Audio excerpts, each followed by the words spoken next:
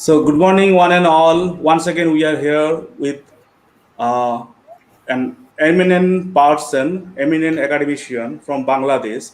You already have attended her lecture for 2 times, and we are blessed, we are fortunate to have her again. That is Professor Madam Rebecca Haque, professor for Department of English, the University of Dhaka. Though she needs no introduction, she is a familiar face here. She has delivered, she has attended you for the 2 times, and third time she has given her consent to be online and to address you. So I think it's a formality to introduce our resource person, and it's a sheer privilege for me to introduce her again. So Rebecca Hawk, ma'am, is a professor and former chair, Department of English, University of Dhaka. She received gold medal for distinction in MA and certificate of distinction as resident scholar at UCLA and Vanderbilt USA for a summer course on 20th century American interdisciplinary studies. In 1995, she was Killam scholar at Dalhousie U, Halifax, Nova Scotia, Canada. She is also a poet, writer, and translator affiliated with the New York Writers Workshop and Asia Pacific Writers and Translator. As an academic, her literary criticism mainly uses the theoretical framework and methodology of psychoanalytic criticism. Her recent areas of research and publications are cultural studies, film studies, and South Asian literature. Her published books are commencement poems and occasional essays, Women, Gender and Literature, and Hemingway, a sanitary tribute. Professor Hawk also writes OPED and creative nonfiction essays for the Daily Star newspaper. So, as we are eagerly waiting to listen to her, and today she will be speaking on the revelation of universal truths about the human condition, reading Rudolpho Anaya's Bless Me Ultima in the Pandemic. So, without further ado, I would request ma'am to begin her lecture. And we are thankful on behalf of the Department of English, Midnapur College. I like to thank you, ma'am, once again to give your consent to be online and to speak on this such a relevant topic. So, what to you, ma'am? Thank you, Tanmoy. Thank you, Professor Tanmoy Kundu. And thank you to all who have joined. And the title of my lecture or talk today is Revelation of Universal Truths About the Human Condition, reading Rudolpho Anaya's Bless Me Ultima in the Pandemic. Now, I chose this title, Revelation of Universal Truths About the Human Condition. I borrowed this phrase from Obama's tribute, President Obama's tribute to Anaya when he was awarded a congressional medal during his presidency. And this is what President Obama said, that Anaya in his works reveals universal truths about the human condition. Now, Bless Me Ultima is his most famous novel, highly prized by us who read literature. And it is the seminal work and the first original Chicano voice. Now, Chicanos are Mexican Americans who have settled in that vast llano, the valleys and the land of bordering Mexico and the western side, midwestern part of America. This book was published in 1972. Anaya worked on it for nearly 7 years. He had a very hard time finding a publisher for this book because it was different, it was new, it was dealing with themes alien to mainstream American literature. It was dealing with a specific ethnic regional people whom the mainstream America did not know very well, but he persevered and he was accepted by a small publishing house, which immediately also nominated the book because it saw how unique, how beautiful, how original, what a strong, independent voice it had. The writer had, how it carried the entire tradition and culture of a people who had long settled the land, and it also was nominated for a very prestigious prize. The setting of the novel is the mid 1940s during the Second World War, and it is located in a small town in New Mexico, something like the place where Anaya was born. And this novel, the plot, contains many autobiographical elements. Okay, now I'll read some parts about Chicano, and I'll begin, and then I will talk about what Anaya has said, and then I'll go into the novel and the elements of the novel which give us the elements which deal with universal truths. And I chose this again to reiterate, in the pandemic, in these times of divisiveness, in these times of religious sectarian violence, in these times of mental stress leading to domestic violence, leading to civil violence, leading to intolerance, leading to conflict between settlers and migrants, between races. This book has something positive to offer. The protagonists in this novel, in this story, have something positive to offer. The setting of this novel has something beautiful to offer from the world of nature. And we have influences in the novel through the major protagonist, the figure of the folk healer, the Curandera, one who cures, a shaman-like figure. From her, we learn how there is not only one way to look at things, how there is not only one way to live life. There is not only one way to worship nature, the Maker, the Almighty. There is not only one religious way to look at life or conduct life. There are several ways, and you can blend and you can grow and you can have those disparate elements make you mature and tolerant and see life in its entirety. So, Rudolpho Anaya's prize-winning first novel, Bless Me Ultima, is a moving evocation of the Chicano experience. Chicanos often live along the west coast and the southwest of the United States, often farmers and farm workers. Chicanos, some say Chicana, some say Chicanos, dwell in rural areas as well as cities such as Los Angeles, home to the largest population of Mexican heritage Americans outside Mexico City.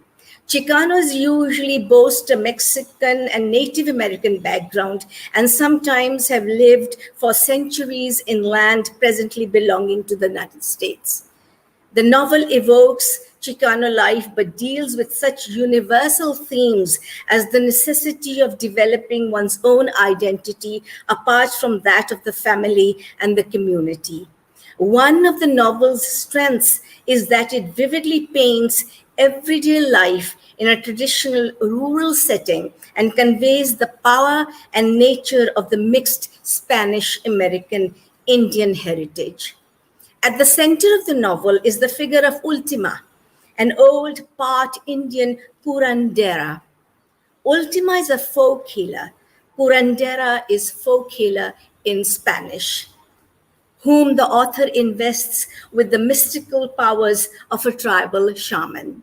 In anthropological works, shamanism is described as a belief system of some native people of Northern Asia, prevailing also among certain native North American Indian tribes, which maintains that an unseen world of ancestral spiritual forces, good and evil, is pervasive around us, and that these spiritual forces can be summoned or controlled through the acts of practitioners who are the intermediaries between the natural and supernatural realms. So the one elemental theme in this novel is the Manichaean struggle between good and evil, between Ultima, who sees good in people, who does good healing work in her community, and Tenorio, who is the bruja. Bruja is Spanish for an evil person in opposition to the good healer. And you have imagery which depicts this conflict in terms of light versus darkness. And the natural totems and spirit animals that metaphorically represent the individual people like Curandera, who are connected to nature, who use the spiritualism inherent in natural forces, who garner the positive effects of nature to heal the community, to heal people, to arouse beneficial forces. They all relate to some animal or other. And Ultima spirit animal is the owl.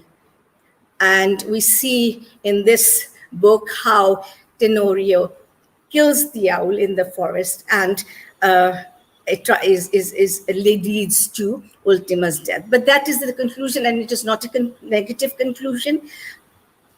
Ultima unifies, leads us forward, and helps us grow. And essentially, this book is a Bildungsroman, a novel of education, of growth. And the protagonist is Antonio Meres, who is a 6-year-old boy. He narrates, he sees everything, he grows. This 6-year-old boy sees the world around him, sees the struggle of good and evil, sees the transition, the tension of transition during the Second World War, when people, young people, restless, want to take up new ways, want to move to the city. Antonia's mother wants to remain rooted to the small town, the village, and the rural traditions and folk traditions, and just wants her son to be good ultimately, because they're Roman Catholics, they believe in the Christian faith. She hopes that he will become a priest. The father, on the other hand, is a vaquero. Now, this is a cowboy. They have been ranchers in this vast landscape, horsemen, herders, and the father now has been compelled to move to the city, to another bigger town, because his wife is not a farmer. She wants a little house, a garden, and she wants education for her son. So there is this conflict and tension between the parents, Antonia's mother and father. But the father commits to the relationship, to the marriage, and he takes up a job in the city, even though he feels defeated. The vaquero is a proud, independent, masculine figure of valor, of courage, of freedom. And the horse is a symbol of strength, of his individuality, of his identity, and he's supposed to sell his horse. And so there is this kind of sense of failure in the father. And into this family, Ultima comes to stay with Antonia's family. The mother wants her to stay with the family because Ultima is old, has nowhere to go, and she calls her La Grande because it is a nomenclature of respect. And she knows that Ultima will have beneficial effect on her family, will be a positive influence. And so Ultima becomes part of the family. There is a deeper connection between Antonio and Ultima. Ultima was the midwife who helped bring Antonio into the world. So there is this connection between Antonio and Ultima. Now, before I start, I would like to read the opening paragraphs of the novel, beautiful, imagistic lines. But I would like to say something about what Anaya intended. Now, Anaya has on YouTube, you will find a conversation with Rudolpho Anaya from 2012. And there he talks about the autobiographical origin of this novel, of this story. He wanted to write about his childhood. He wanted to write about the special circumstances of his origins. And he says that he comes from a long line of storytellers and very visual storytellers. And he tried, when he started to write, he tried to capture that visual quality in the words. So image is very important to him. And we will see how that cinematic visual element has been transferred to the words on a page. Now, I've seen on while I was doing the research, I came across this this small trailer.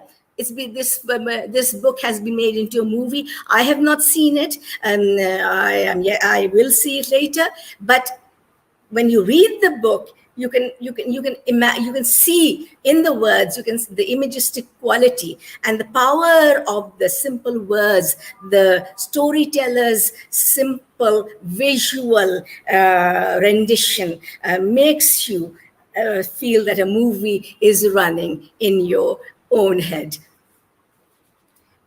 So he says that when he started to write, he wanted to give to the reader the essence of Mexican American culture. And he says that when I started to write in university, he studied English literature. He could relate to Dostoevsky. He could relate to Dante. He went to see art movies, Ingmar Bergman, and this was the 60s. And the beat poetry was, the most important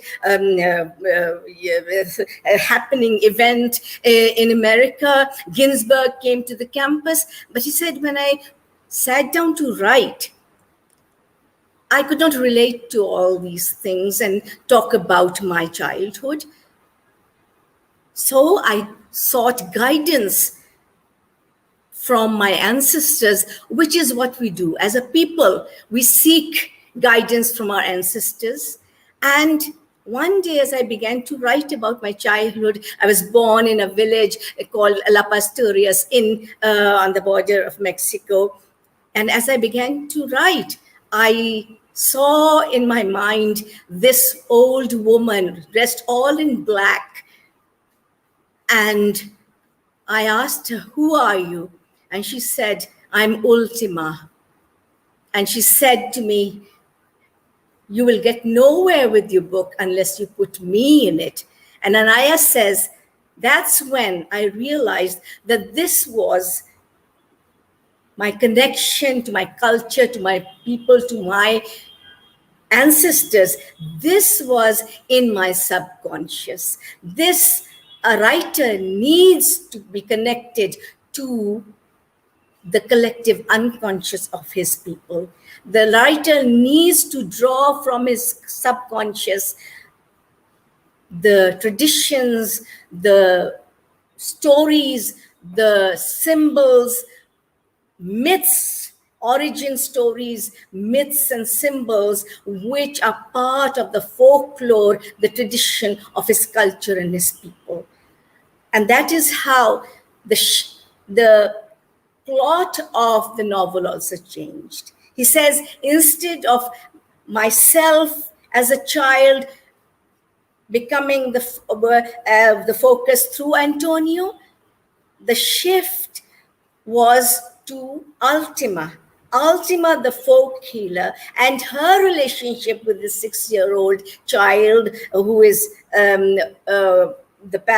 his passage towards his 7th birthday, and how he grows, how his connection to his own people, how his education is influenced, how his relationship to his environment, to the landscape, to the world around him is influenced by this wise old woman.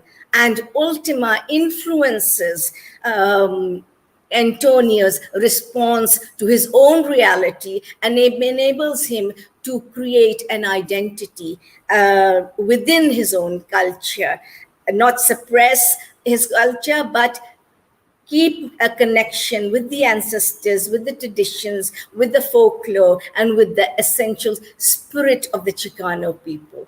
So you have in the center of the novel this very deep, sustaining bond between Ultima and the little boy, the 6-year-old boy, who begins to have visions, who searches his own soul, who has questions about the mystery of the universe, who questions the fundamental tenets of the Roman Catholic Church and the spiritual pagan influences, the worship of natural elements, animals, the energy of life in nature, in natural phenomena that he sees in Ultima, through Ultima. So there is this questioning. It reminds me of a famous line, or if you know, for me, those are very important lines in Wordsworth's excuse me, Tintern Abbey, where the adolescent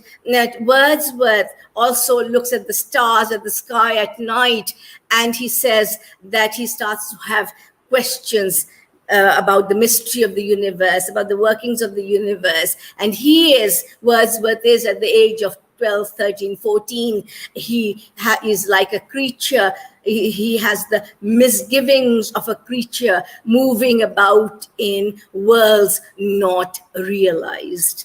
So Ultima helps Antonio realize these questions, basic questions about what is good and evil. Why is there so much struggle? Why is there so much pain? Why is there death? So these are the questions that arise in any human being. It is part of the human condition. And it is the writer, it is the poet, the writer who uses images, who uses symbols, is like the poet who helps the reader, who helps other men, other people, men, women, and children to understand, to resolve these fundamental dilemma, these questions about life. I will read the opening pages of Bless Me Ultima. It opens with Ultima. Ultima came to stay with us the summer I was almost 7. When she came, the beauty of the Llano, now Llano is Llano, that was the countryside, the landscape. When she came, the beauty of the Llano unfolded before my eyes, and the gurgling waters of the river sang to the hum of the turning earth. The magical time of childhood stood still, and the pulse of the living earth pressed its mystery into my living blood. She took my hand, and the silent magic powers she possessed made beauty from the raw, sun-baked Llano, the green river valley, and the blue bowl, which was the white sun's home.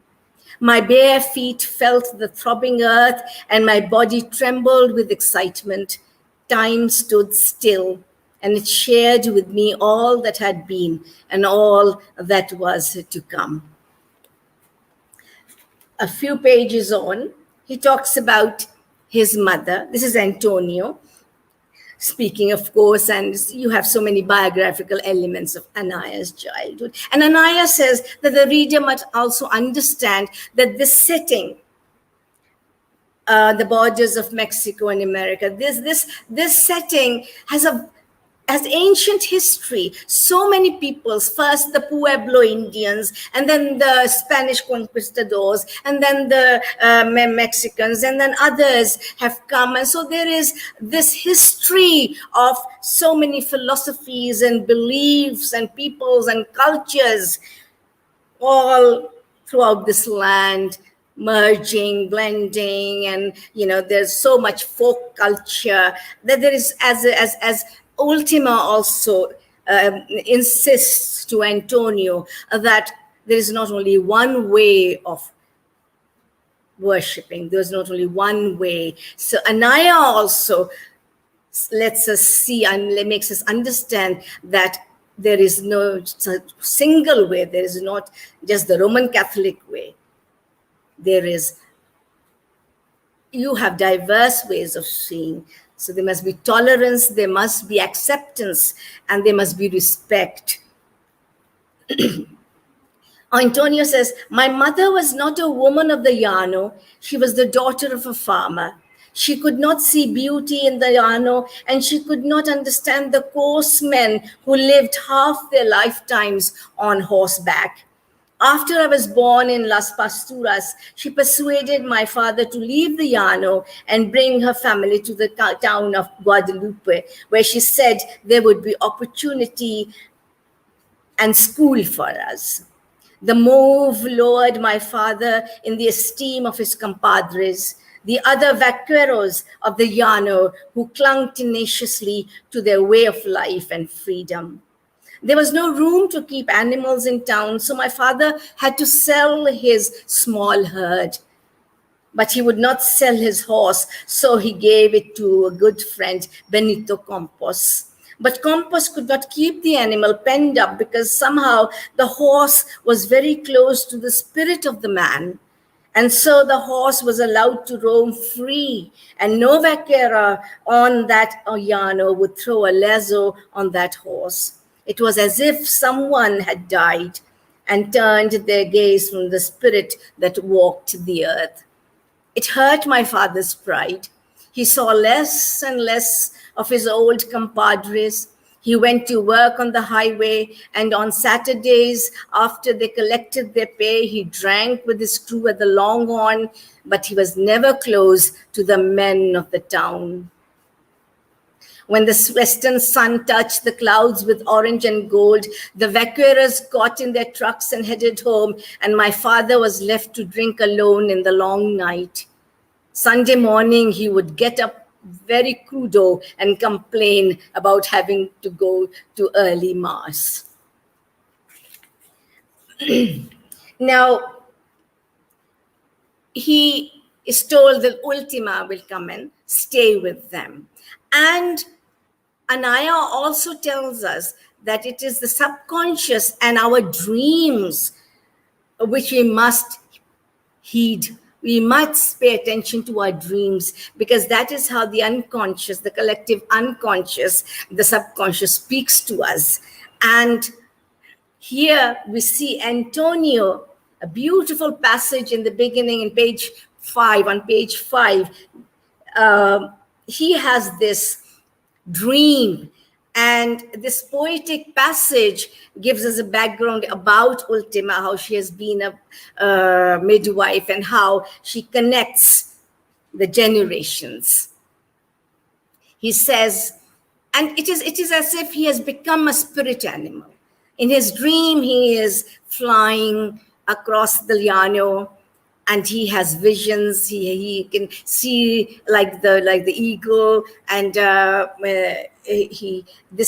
and the whole passage is a poetic passage. And in the book also, it is given in italics. So it is a kind of apart from the main narrative. In my dream, I flew over the rolling hills of the Llano. My soul wandered over the dark plain until it came to a cluster of adobe huts. I recognized the village of Las Pasturas, and my heart grew happy. One mud hut had a lighted window, and the vision of my dream swept me towards it to be witness at the birth of a baby. So, in this way, kind of a poetic intrusion of a flashback, Anaya connects the past with the present. The dream of the 6-year-old carries us to the beginning, to the birth, and to the mystical quality of birth and emergence into this world, into this material world. I could not make out the face of the mother who rested from the pains of birth, but I could see the old woman in black who tended the just arrived steaming baby. This is Ultima. She nimbly tied a knot on the cord that had connected the baby to its mother's blood. Then quickly she bent, and with her teeth, she bit off the loose end. She wrapped the squirming baby and laid it at the mother's side. Then she returned to cleaning the bed. All linen was swept aside to be washed, but she carefully wrapped the useless cord and the afterbirth and laid the package at the feet of the Virgin on the small altar. I sensed that these things were yet to be delivered to someone. Now the people who had waited patiently in the dark were allowed to come in and speak to the mother and deliver their gifts to the baby. I recognized my mother's brothers, my uncles from El Puerto de los Lunas. They entered ceremoniously.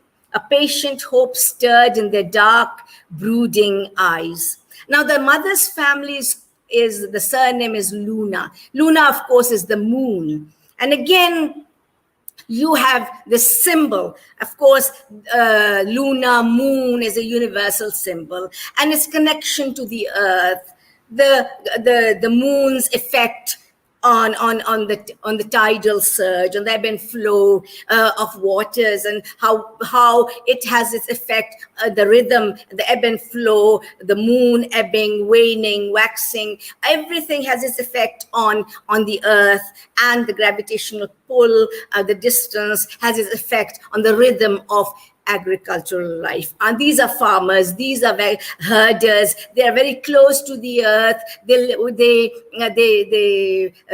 are close to the sunrise, they're close to the sunset, to the dusk, to the twilight, to the trees, to the storm, to the lightning, to the rain, to the moon, and to the high tide and the low tide. And the Luna name is significant, and Anaya chose this. So the mother's influence is also the lunar influence on Antonio. And superimposed on that is the influence and the power, the invisible, potent power of the Curandera. So this sacred tradition, this ritual of keeping the afterbirth and where it is to be buried.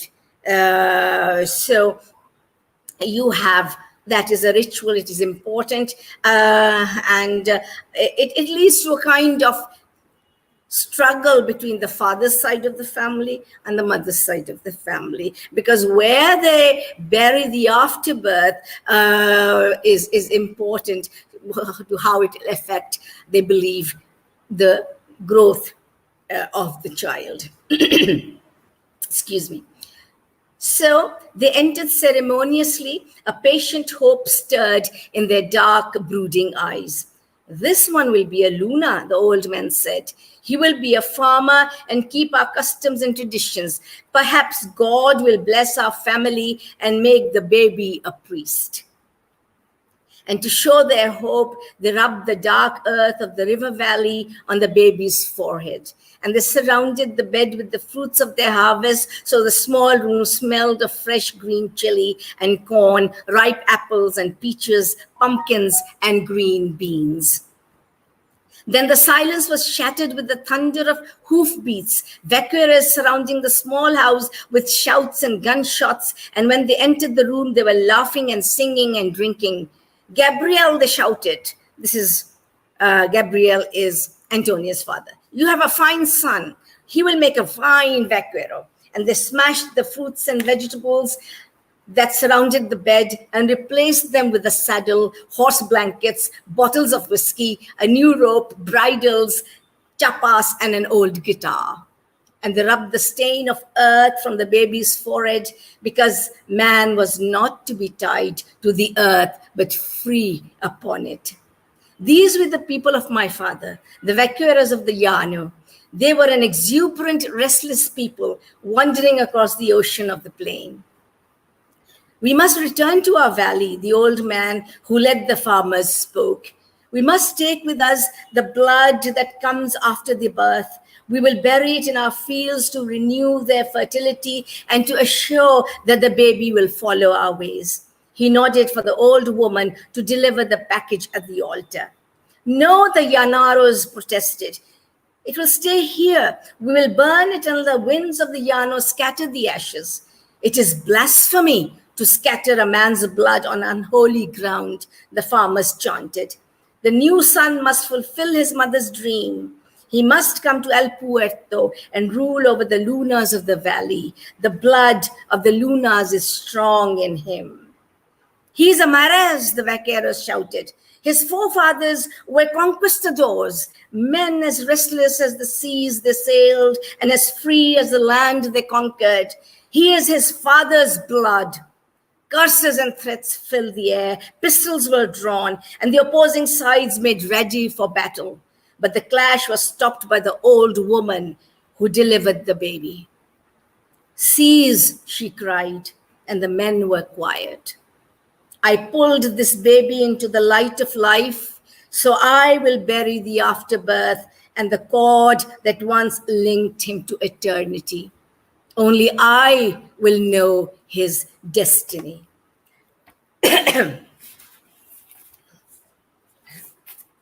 Excuse me.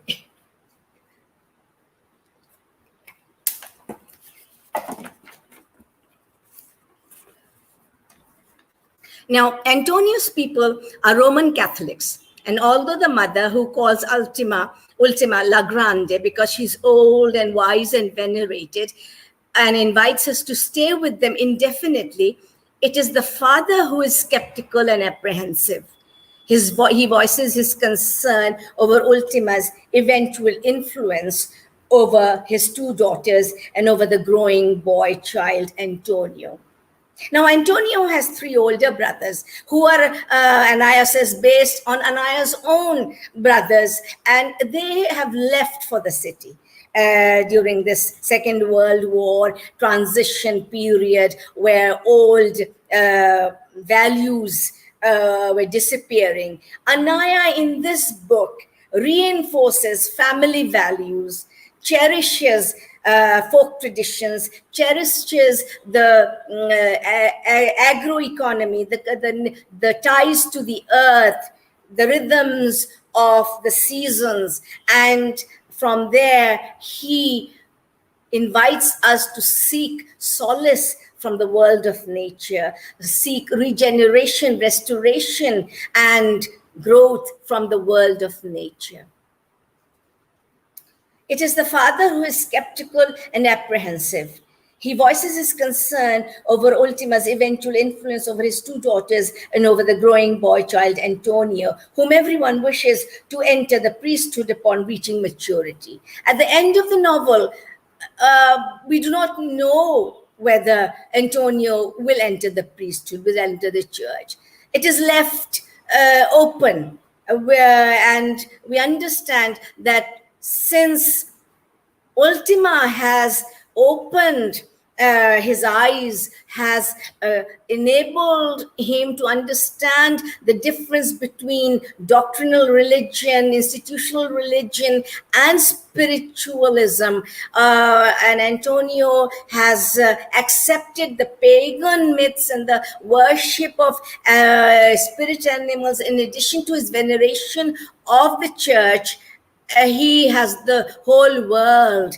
He has made a moral choice. He has chosen good over evil. He has understood his reality, the world around him. He has understood his identity, the core beliefs of his people. He has accepted his culture, his origins, and he has also accepted the innate tenets of the church. But though some of them are in conflict with the beliefs of Ultima, the healer, and their people who believe in the essential spirit guides in nature. So he has to resolve this as he grows up, but we know that he has attained salvation, he has attained a level of maturity and growth, and he will do his people proud.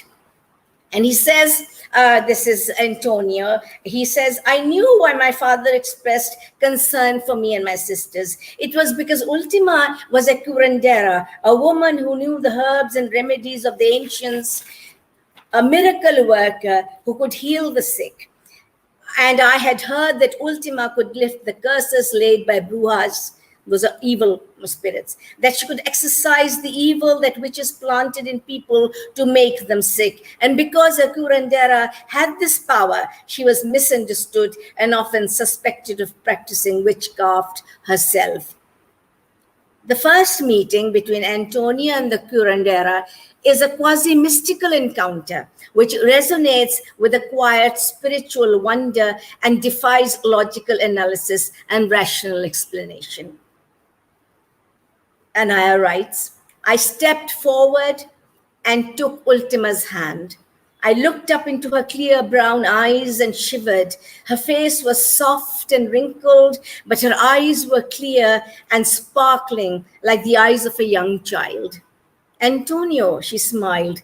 She took my hand, and I felt the power of a whirlwind sweep around me. Her eyes swept the surrounding hills, and through them I saw for the first time the wild beauty of our hills and the magic of the green river. My nostrils quivered as I felt the song of the mockingbirds and the drone of the grasshoppers mingle with the pulse of the earth. The four directions of the Llano met in me, and the white sun shone on my soul. The granules of sand at my feet and the sun and the sky above me seemed to dissolve into one strange, complete being. Now, values displayed in the novel include family, valor, rootedness in the land, and spiritual awareness. The family is a major focus of interest. Antonio does not reject the family. In this, he differs from his older brothers, aimless war veterans who never quite manage to fit into their community and drift towards the bright lights of the city. Again, I can just remember Michael Wordsworth's, that tragic poem, that narrative where Michael loses his son Luke to the city. It is clear that they have lost their identity and source of strength in doing so. Physical valor and heroism appear in several scenes, notably those in which Ultima is threatened by superstitious villages. Requested by Antonia's maternal grandfather to save the life of his dying son Lucas, whom Ultima believes to have been the object of the evil Tenorio's potent curse, Ultima makes a $40 contract with the old man to fight this evil and lift the curse and cheat La Muerte. In chapter 10, Ultima confronts Tenorio in a scene that is replete with the forceful symbolic associations of a Manichaean struggle between good and evil, light and darkness. The passage is, Ultima did not seem to fear him, nor the evil powers of his three daughters. Without hesitation, she pushed her way through the doorway, and I followed in her wake. There were 4 men huddled around one of the few tables. 3 turned and looked at Ultima with surprise written in their eyes. They had not expected her to come into this place of evil. The 4th one kept his back to us, but I saw his hunched shoulders tremble. I seek Tenorio, Ultima announced. Her voice was strong and confident. She stood tall, with a nobleness to her stature that I had seen often when we walked on the llano. She was not afraid, and so I tried to stand like her and put my fears out of my heart. Anaya's eloquent prose bestows upon the land a mystical dimension that appears in the legends of the Golden Carp. Now, the carp is another spirit animal which represents the forces of good. And Ultima's powers in the legend, Anaya's eloquent prose bestows upon the land a mystical dimension that appears in the legends of the Golden Carp and Ultima's power over plants and animals, such as the owl.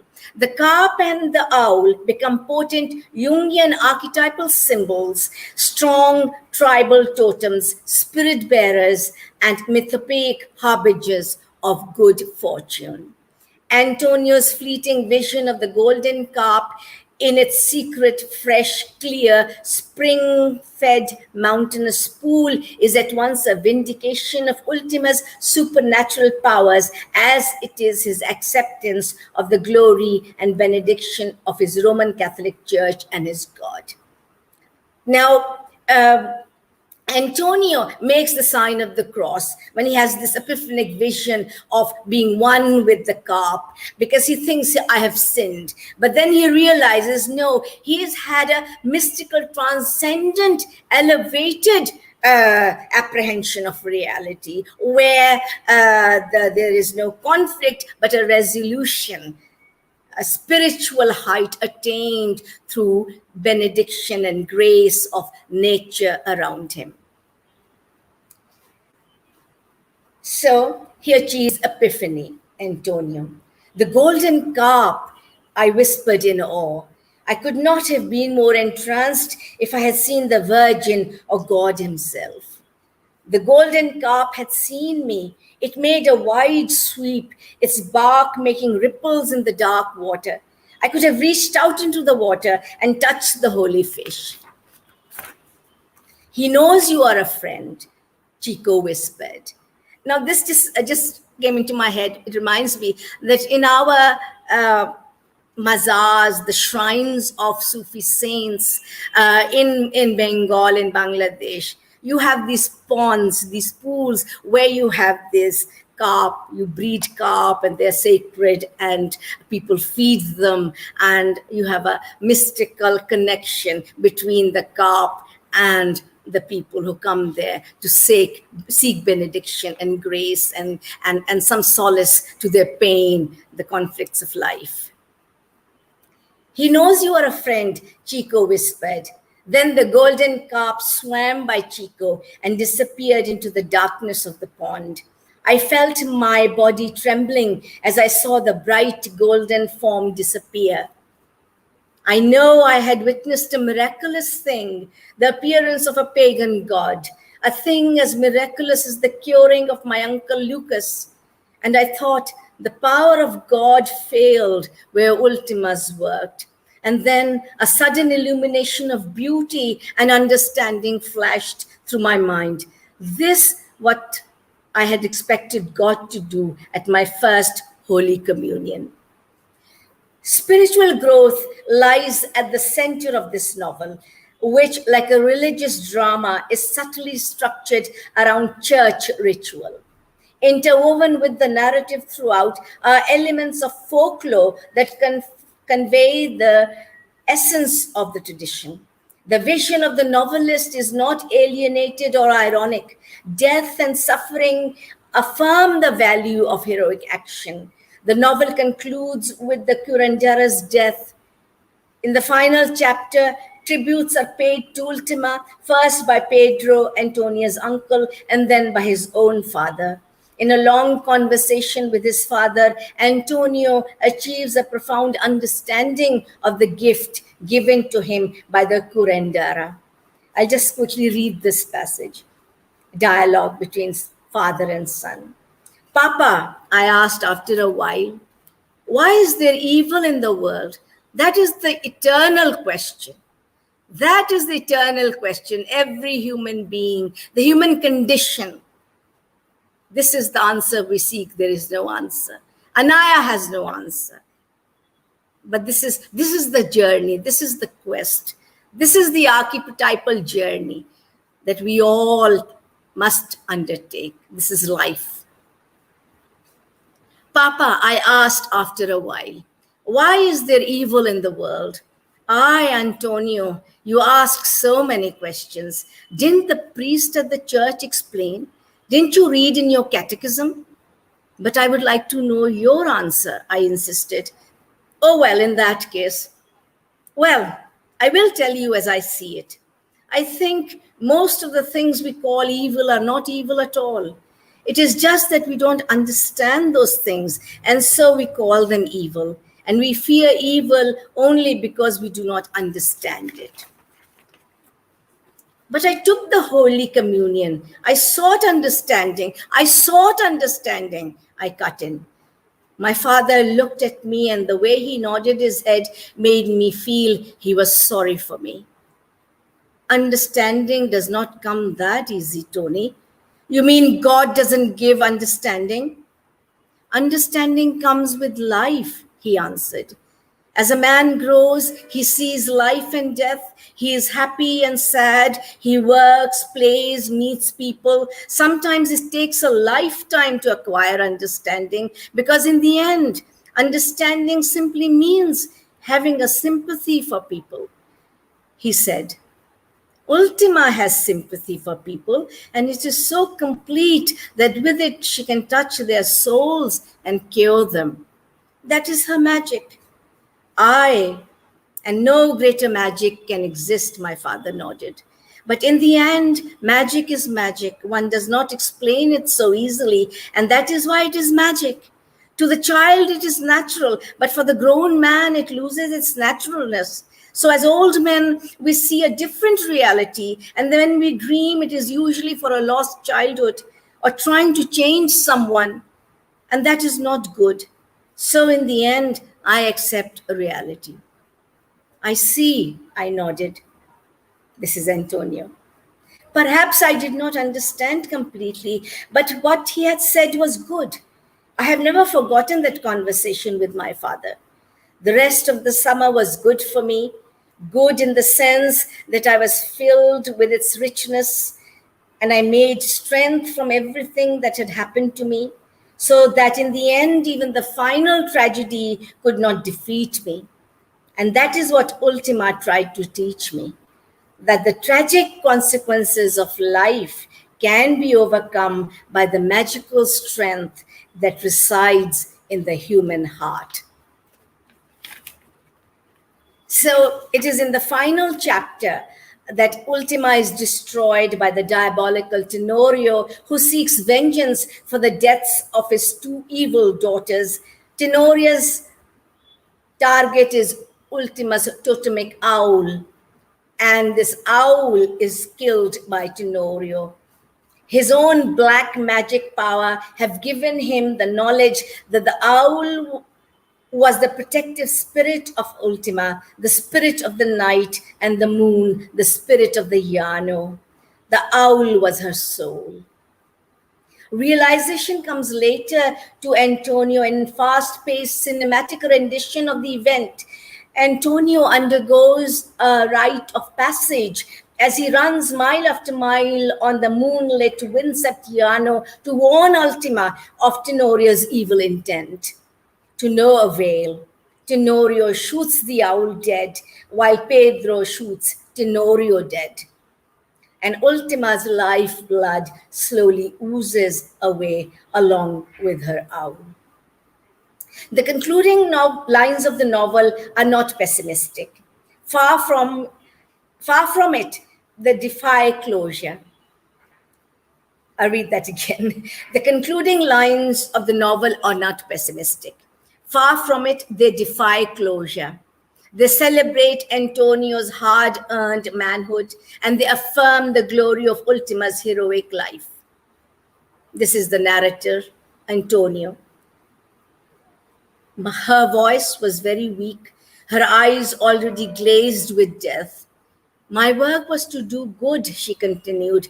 I was to heal the sick and show them the path of goodness, but I was not to interfere with the destiny of any man. Those who wallow in evil and brujeria cannot understand this. They create a disharmony that in the end reaches out and destroys life. With the passing away of Tenorio and myself, the meddling will be done with, harmony will be reconstituted. That is good. Bear him no ill will. I accept my death because I accept it to work for life. I dropped to my knees. Bless me, Ultima. Her hand touched my forehead, and her last words were, I bless you in the name of all that is good and strong and beautiful, Antonio. Always have the strength to live. Love life, and if despair enters your heart, look for me in the evenings when the wind is gentle and the owls sing in the hills. I shall be with you.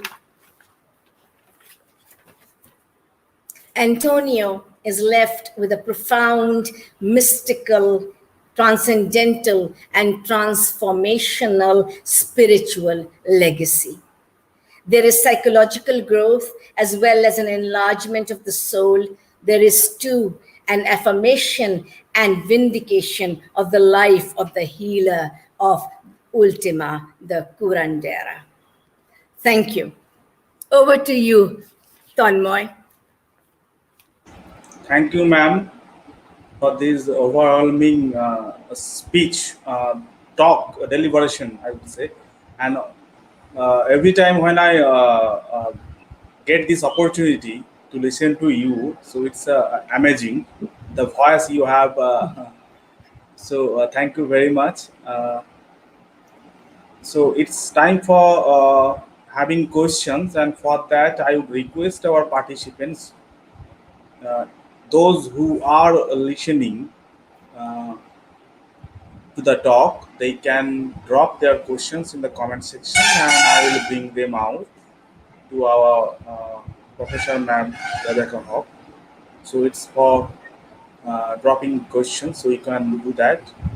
Or again, if if you are not able to make out questions right now, so you can drop later on, so that I can bring those questions again, and then I can forward them to ma'am You to have have an my answer. email. You have my Yes, email address. yes, yes. So that we can do also. And this will be on YouTube, this recording. Those who Yes. want to look at it later and have questions or queries or comments can Okay. post them. Yes, ma'am. And So I think I will also in the evening try to find if I have the movie in the internet and try to see if the movie is worth in value to the book. Sometimes films are a great disappointment. So yes, yes. we'll see how the director has adapted the book. It's the polish of adaptation. To some extent, they change their thoughts, Yes, their direction from the original text. yes. So, ma'am, as I can see no questions here, so we will move to the next session. And this is a request to our participants, to our audience who will be watching the listening to the talk later on also, so they can drop their questions without any hesitation, and we'll try to uh, address your questions, to answer your questions. And so that's with this note, I would request our students Nisa Mohapatro to offer ma'am the formal vote of thanks. So Nisha. Yes, sir. Nisha Mahapatra. Hello. Am I audible? Yes, you are, clearly. Oh, then you are visible Good as well. afternoon, ma'am.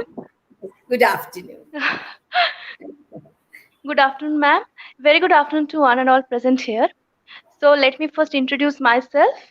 I am Nisha Mahapatro, student of UG 5th SEM, Department of English, Mirnapur College Autonomous. I, on behalf of my whole department, would like to extend a very hearty vote of thanks to our honorable delegate, Professor Rebecca Huck, Professor of English, University of Dhaka, Bangladesh, for her wonderful and thought provoking lecture. Thanks a lot, ma'am, that you have blessed us with your presence today, and we are fortunate enough. Secondly, I would like to convey my gratitude to our respected Principal Sir, Dr. G.C. Bera, for organizing this lecture series. I'd also like to express my gratefulness to our respected Professor Tanmay Kundu sir, for making this sessions really a grand success. And last but not the least, I should also thank all my dear participants across India for actively cooperating with all of us. Thank you. Stay safe.